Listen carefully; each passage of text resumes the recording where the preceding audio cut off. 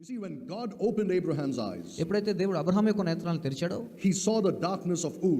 ఊరు ప్రాంతం యొక్క చీకటినంతటిని కూడా పాపం అంతటిని కూడా అతడు చూడగలిగాడు. And what did he do then? అప్పుడు ఏం చేశాడు Abraham? Did he say, well, I'll live here, but I'll make sure that, I keep myself from this darkness? నేను ఇదే ప్రాంతంలో ఉంటాను, కానీ నన్ను నేను ఈ చీకటి ప్రాంతం నుంచి లేదా ఈ పాపం నుంచి నన్ను నేను ప్రత్యేకపరుచుకుంటాను అనుకున్నాడా? No, he left the place and went. దేవుడు చెప్పినట్లుగా ఆ ప్రాంతాన్ని విడిచిపెట్టి అతడు అక్కడి నుంచి వెళ్ళిపోయాడు. In the light of God's holiness, he saw the wickedness of that place. దేవుని యొక్క పరిశుద్ధత అనేటటువంటి వెలుగులో ఈ లోకంలో ఉన్నటువంటి పాపమును చీకటిని అతడు చూడగలిగాడు. When he saw the light of God's glory, దేవుని మహిమ యొక్క వెలుగుని ఎప్పుడైతే చూశాడో he saw the darkness and the wickedness of the place that he lived. అతడు నివసిస్తున్నటువంటి ప్రాంతం యొక్క చెడుతనాన్ని, పాపమును అంతటిని కూడా, చీకటిని అంతటిని కూడా అతడు చూడగలిగాడు. The same thing happens with your heart and mind when we are saved. మనం రక్షణ పొందినప్పుడు కూడా మన హృదయానికి కూడా ఇదే విధమైనటువంటి అనుభవం కలుగుతుంది. In the light of his holiness, we see the darkness and wickedness of our hearts. దేవుని యొక్క పరిశుద్ధత అనేటటువంటి వెలుగులో మన హృదయము ఎంత చెడ్డదో, ఎంత పాపంతో నిండుకొని ఉన్నదో